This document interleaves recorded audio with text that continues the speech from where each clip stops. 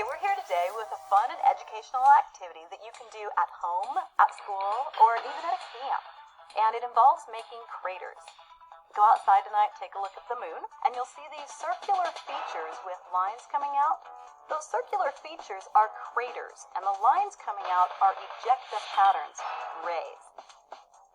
The way those craters were formed were from rocks coming from outer space and smashing in to the surface of the moon, pulverizing the soil there, what we call regolith, and spraying it out along those ejecta pattern rays.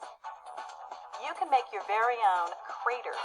You start with about an inch of some flour, spread out nice and smooth, and then take something that is of color, like these are little cake sprinkles, and kind of just sprinkle them evenly over the surface. Then you need another layer, and what we've selected is cocoa.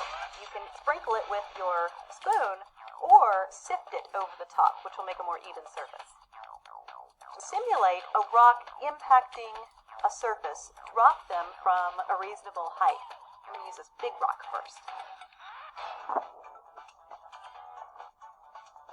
As you can see, this impactor made a very nice crater. This indentation is the crater. The impactor, the rock, is outside because it actually bounced out. That happens sometimes in real life. And you see that it threw out a bunch of the subsurface material. And we have our own little geologic excavation. The white things coming out, those are the rays, just like you see on the moon. And some of our sprinkles got thrown up, and that represents the mineral diversity of the surface that was impacted.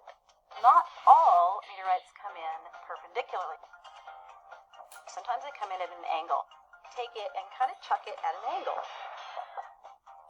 You see that the ejecta pattern is a little bit different. Notice there are no ejecta rays on this side, they're all on that side. From looking at a crater, something we can tell is what sort of angle the impactor came in at. Remember, you can experiment by trying different layers of materials to put down on your pan to impact with different rocks. You can use different size rocks. You can try dropping from different heights or throwing at different angles. And then take a look at your ejecta patterns and see what that tells you about the crater. So have a good time experimenting, and we'll catch you next time.